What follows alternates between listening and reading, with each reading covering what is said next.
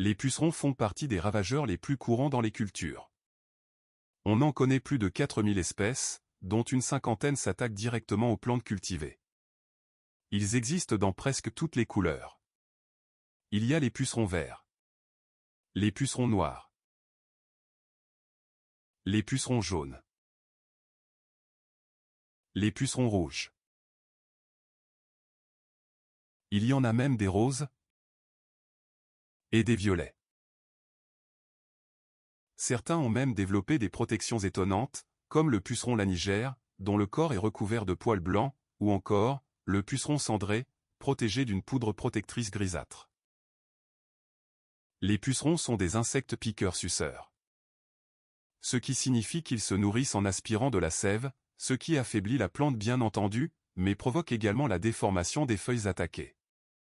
Mais le pire, c'est qu'ils peuvent parfois transmettre de graves virus aux cultures.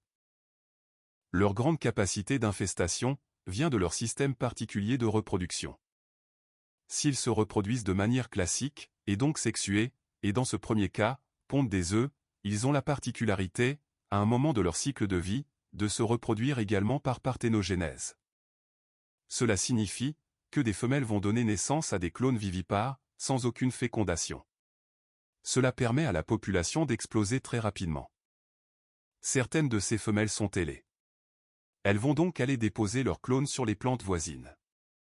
Le cycle de vie des pucerons est largement développé sur notre site, cours gratuit en ligne, dont l'adresse est dispo en description et en commentaire. Heureusement, les pucerons ont de nombreux ennemis.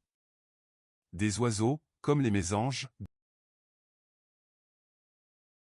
des insectes, comme les cirfes, les chrysopes, des cantharides, certaines punaises, et même, certaines sauterelles carnivores.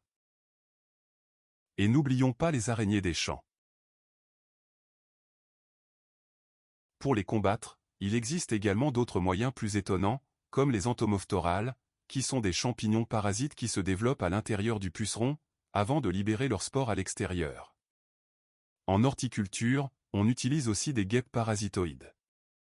Elles pondent leurs œufs dans les pucerons, et leurs larves les consomment de l'intérieur. Et enfin, il existe des insecticides bien entendu. Certains, biologiques comme le pyrètre. Attention qu'ici, biologique ne signifie pas forcément écologique. Le pyrètre tue tous les animaux à sang-froid. Insectes ennemis, ou amis, et aussi amphibiens et poissons.